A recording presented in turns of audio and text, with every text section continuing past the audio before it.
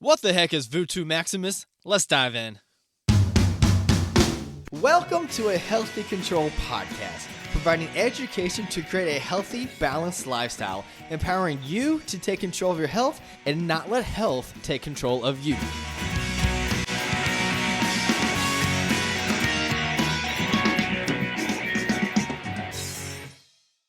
Welcome to the podcast. A little behind the scenes, and I don't actually record this the day of releasing, considering it's getting released at 6 in the morning, but we got Easter coming up, so hopefully you had a good Easter at least. Today's episode, we're going to talk about the ultimate fitness marker, what that is, how to improve it, how to track it, and all that.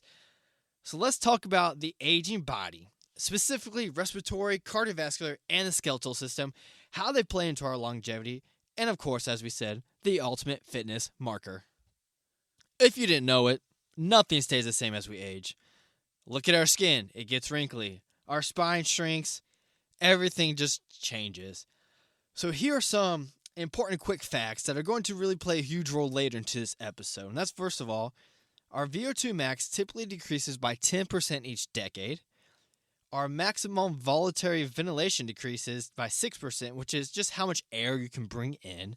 And then the diffusion of lungs decrease by 5%, which is how much oxygen and carbon dioxide is diffusing from the lungs to the bloodstream. So our lungs are decreasing slightly, but what we do with the oxygen is decreasing by almost twice as much, which is really, really important to think about.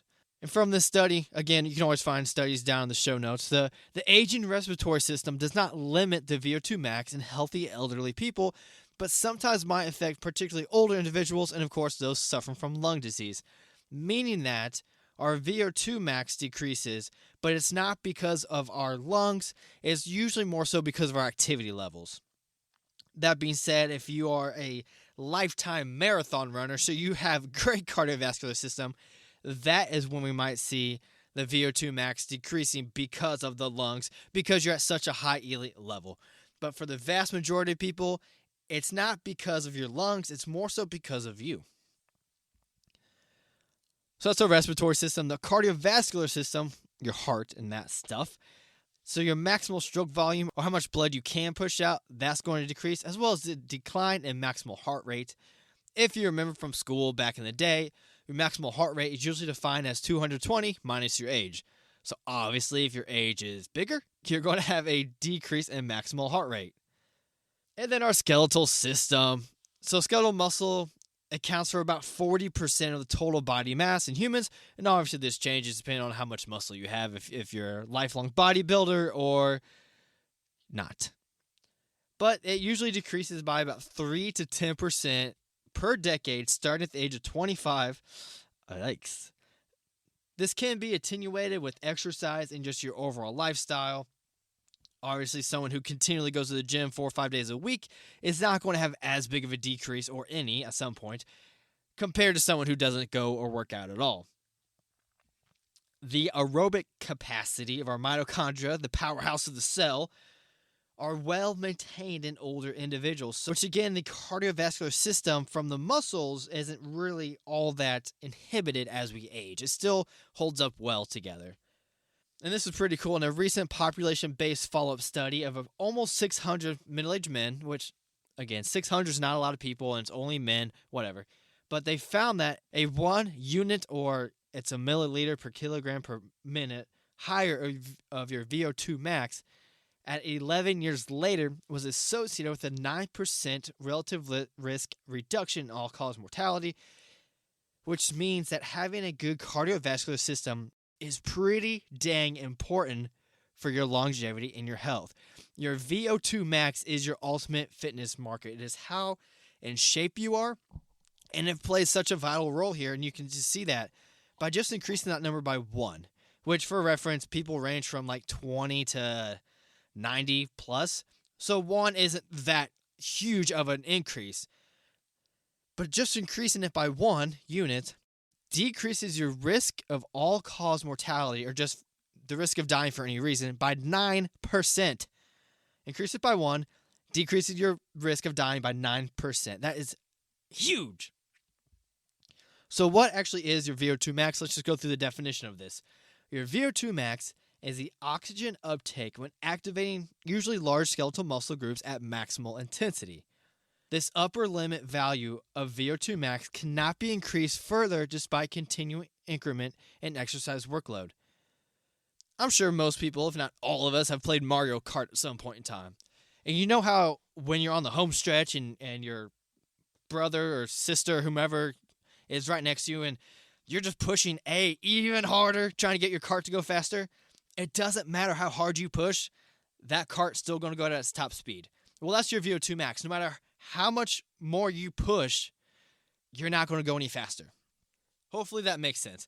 So your VO2 max is how much oxygen your body can actually use with exercise. And not just exercise in the traditional sense of going to the gym and working out or going to run. If you think about as you get older, you may see people who struggle to walk from the bedroom to the kitchen. For them, that 20 yards is exercise. And that's what really plays into effect. If we're having difficulty, if our VO2 max is so low that our cardiovascular system can't keep up for that 20 yards, that is just massive, massive decrease to your overall livelihood and longevity. Now, with all things fitness, I love to track it. And can we actually track our VO2 max? If you have an Apple Watch, I'm sure other fitness watches do, they will track your VO2 max, but it's not that accurate. However, the way I like to use that is as a tracking tool, not as a specific number. So if my VO2 max today is 30, and I go do a 12-week running program, and now my VO2 max is 34, maybe it's not actually 34, but it did at least increase by well over 10%. So I like to use it that way, not the specific number. Take away all the numbers and just look at the graph to see, is it going up, is it going down, and just take that with a grain of salt. So hopefully you're thinking by now, 1, I need to keep up or get up my VO2 max because I don't want to be old and frail. And 2, how do I do that? Let's get into that after the break. All right, now, so the best way, with an asterisk, to increase your VO2 max is usually cardio. If you're like me, that's not great news. So we're going to talk about 2 different styles of cardio here, and if one's better than the other, or just the ins and outs of it. So first is HIIT, high-intensity interval training. This has probably been around, popularized in the last 10 years or so, maybe 15. And that's essentially doing an all-out burst for a short amount of time and then resting. So the other type of training we're going to talk about is Zone 2 training. And I feel like this has got a lot more popularity in the last few years. And the research hasn't really caught up enough with it yet to be able to say, yes, this is definitively good, this is definitively bad, or whatever. At least for my searches, I could not find that answer I was looking for. Maybe someone else out there knows, or maybe in the future we'll have more answers. But from what I could see, I didn't have a definitive answer, and we're going to talk about why. So Zone 2 is essentially like you're walking on a treadmill and you're holding a conversation, but you're kind of out of breath maybe just a little bit. So this first study we looked at, the participants, half of them did HIIT, half of them did Zone 2 training. In the HIIT group, they did 77% of essentially just walking, and then they did 20% of running. So essentially sprint for 15 seconds, walk for 45 seconds. Zone 2 training, they did, I don't remember the specific protocol, but 50% of the time they're in that Zone 2, 40% of the time they're in Zone 1, which is actually even lighter of intensity, and then 10% of the time their heart rate got up a little bit too high. The good news is, from this study, again, find down below, both groups increased their VO2 max by 3.2 and 4.0% in 8 weeks. And this was on recreational runners, meaning they had at least 6 years of training.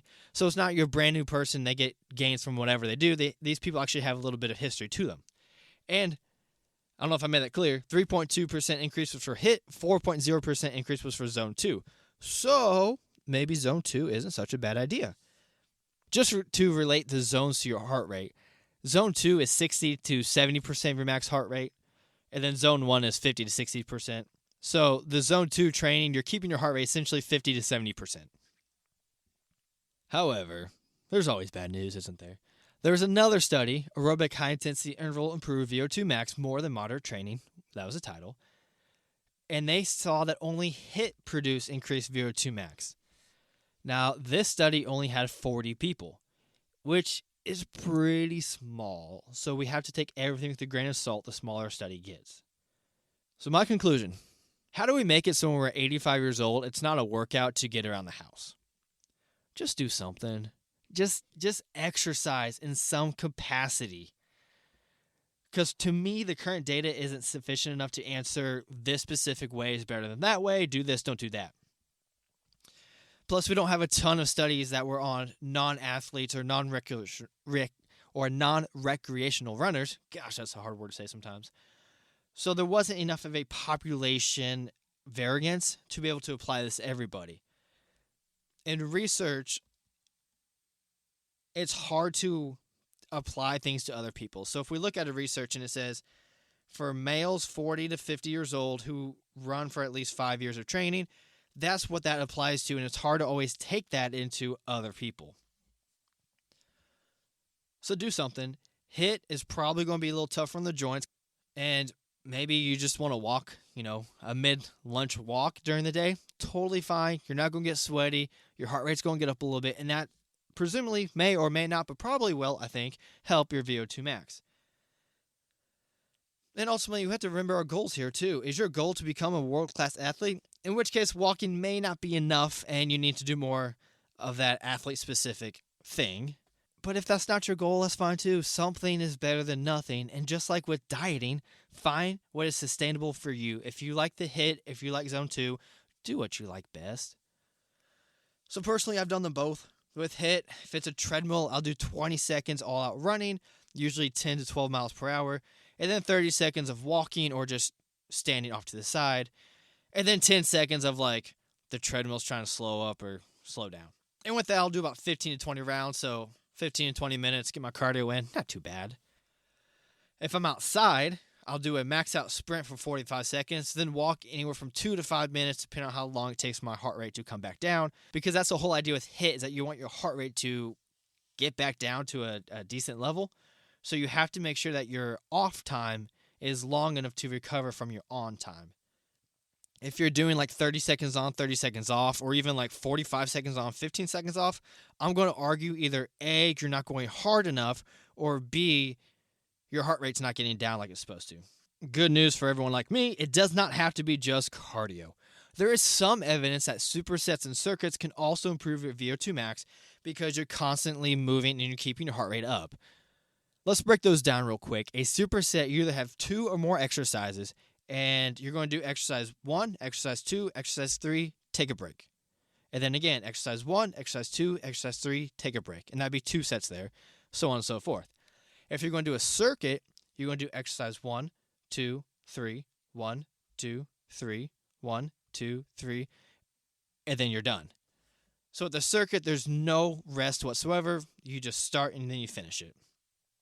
But whatever you do, whether it's lifting, whether it's running, just get your heart rate up, get active, get moving. And if you can track your VO2 max, awesome. Just look at the trend line because, again, Fitness Watch is not that accurate for it. But more than anything, if you get anything from today's episode, stay active. Our bodies slow down so much. Remember, our VO2 max decreases by 10% per decade, not because of our lungs. It's because our movement decreases. It's because our intensity decreases. It's because we just don't do enough. Imagine how much activity you got in high school when you were playing sports and you were walking to class and you were just up and active compared to maybe how much you get today or how much you got maybe, a couple years ago. We inherently slow down when we slow down. I'm sure we've seen that 60-year-old guy at the gym. It's like, he's got more energy than I do. Yeah, because he never slowed down. The minute you slow down, the minute your life stops. Hope you enjoyed today's episode. Make sure to subscribe if you haven't. If you're interested in being our email list, there's a link down in the show notes. And I promise you'll get maximum 1 email per week from us. I'm not trying to clog your email there, okay? I'll catch you next week when we talk about confusion. Thank you for listening to A Healthy Control podcast. You can find us at YouTube at A Healthy Control and make sure to subscribe.